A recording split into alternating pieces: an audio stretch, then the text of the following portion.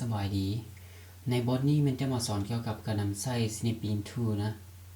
เชื่อว่าหลายคนก็ต้องรู้แล้วแต่ก็ยังหลายคนที่ยังบ่ทันรู้นะSnipping Tool มันใช้หยังแน่คือเวลาที่เราเขียนบทรายงานหรือว่าบทพรีเซนต์ต่างๆเนาะเราไปเสิร์ชข้อมูลอยู่ในอินเทอร์เน็ตมันจะมีข้อมูลที่เป็นตารางเป็นกราฟอีหยังนี่แหละที่ว่าเราอยากได้เห็นบ่มานี่บางกราฟมันเราก็บ่สามารถแต่งได้แม่นบ่มันยากเราบ่สามารถแต่งได้แล้วก็ต้องเสียเวลาอีกฉะนั้นถ้าเราบ่อยากเสียเวลาเราก็ใช้ Snipping Tool เลยนะมันเป็นแอปตัวนี้นะฮะถ้าผู้ใดที่ว่ายังบ่มีอยู่ในคอมเนาะก็สามารถไปดาวน์โหลดอยู่ Google มันบ่ได้เสียค่านะมันฟรีซื่อๆมื้อนี้คลิกเข้าไปเป็นแบบนี้ลักษณะแบบมื้อนี้จะตัดข้อมูลจะตัดอะไรวะสมมุติว่าจะอยากได้ตัวนี้อยากตัดตัวนี้ไปเพจใส่บทของเราเนาะ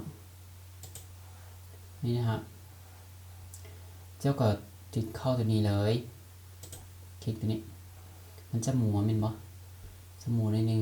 แล้วเจ้าก็จะมีเครื่องหมายบทตัวนี้คลิกซ้ายแล้วก็ดึงลงมาเอาตามที่เราต้องการเลยคลิกซ้ายแล้วก็ดึงลงมาไม่ต้องวางมือนะมาเล่นจะวางมือโอเควางมือได้มันก็ตัดให้เราเลยมานี่คือมันจะมีพวกอุปกรณ์อย่างนี้แหละจะสามารถเขียนข้อความเติมบ่เขียนอีหยังนี่แหละมันจะมีบิ๊กอย่างนี้จะมีอย่างลึกจะมีสติ๊กเกอร์จะอยู่นี่นะเข้าตัวนี้ไปจะมีสติ๊กเกอร์จะมีอย่างนี้แหละละลายเข้าไปอันนี้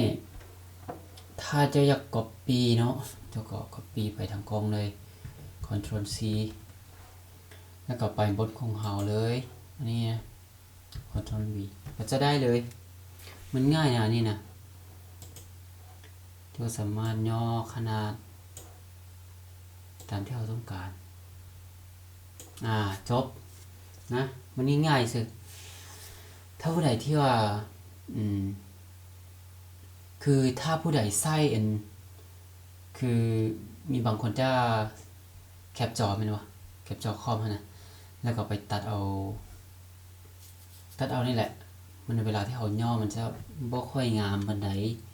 คือหนังสือจะบ่เห็นแจ้งปานใดเนาะคือเวลาที่เราย่อตัวหนังสือมันน้อยลงแล้วก็จะเห็นมัวๆสินะอันนี้ก็แนะนำให้ใช้ Snip Tool มันจะดีกว่ามันจะเห็นแจ้งกว่านะมีแต่ว่าฝากกดไลค์แล้วก็กดติดตามเลยนะมีเอาซ้ำนี้